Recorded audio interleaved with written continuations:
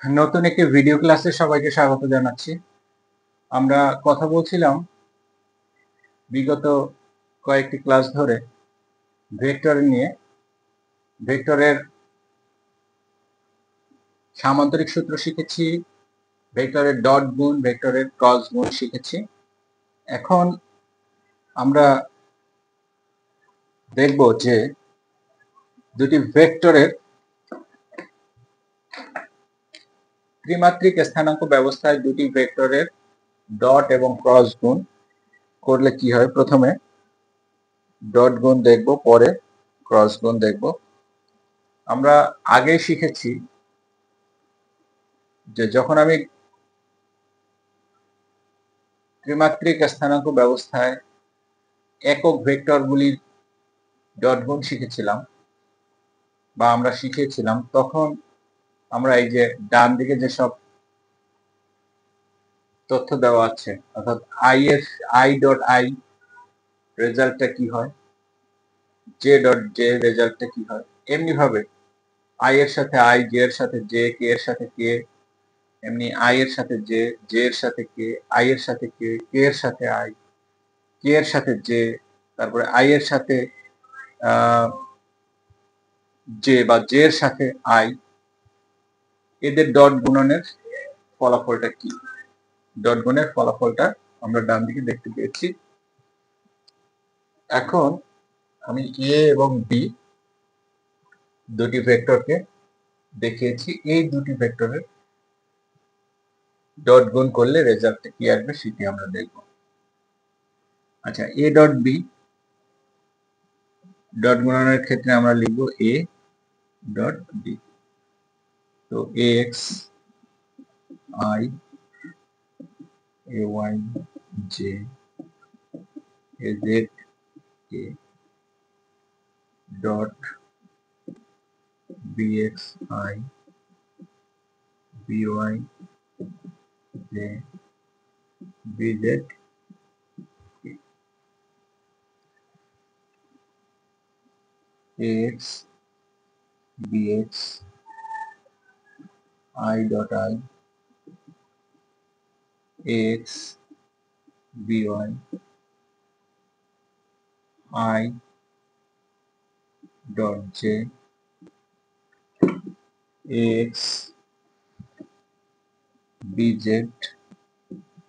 I dot k, আবার ay bx j dot I, ay by z dot z। লিখে যাচ্ছি নিচে যোগ চিহ্ন দিয়ে, লাইনটা কন্টিনিউ করছি।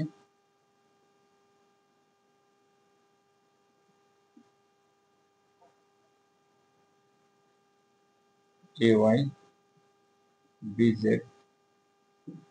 j dot k, az bx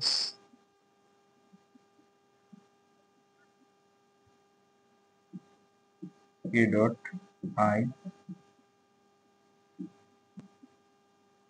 az bz k dot j, az bz k dot। এখন আমরা সামনের এই তালিকা থেকে মানগুলি বসালে আমরা সহজেই এই গুণফলটা পেয়ে যাব। এই অংশটি আই ডট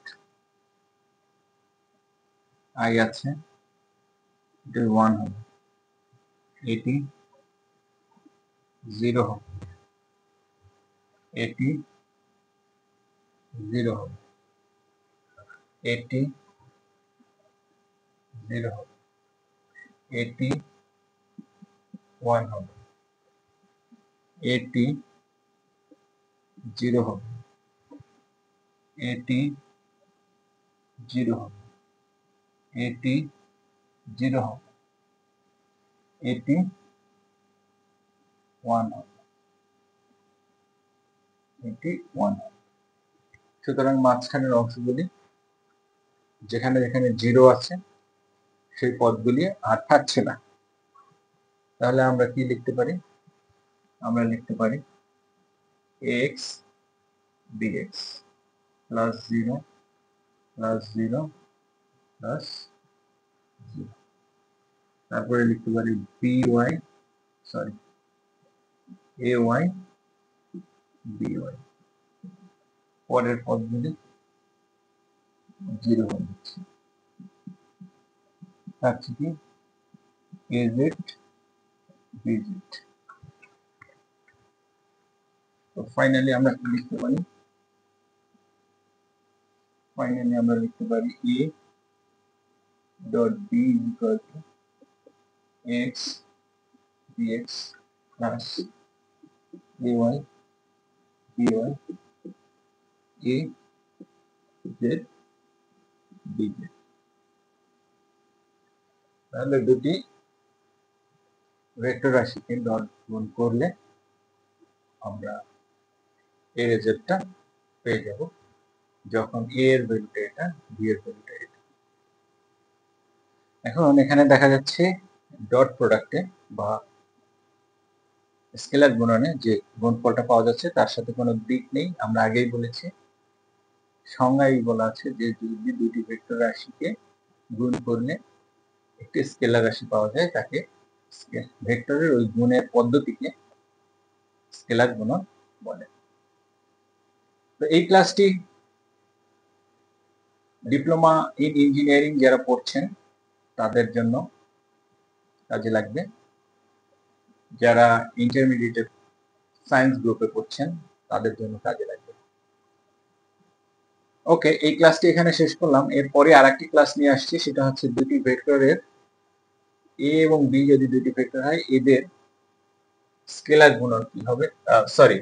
স্কেলার গুণন তো শিখলাম, ভেক্টর গুণন কি হবে এটি আমরা একটু করে দেখছি। ওকে, ধন্যবাদ। পরবর্তী ক্লাসের জন্য স্বাগত।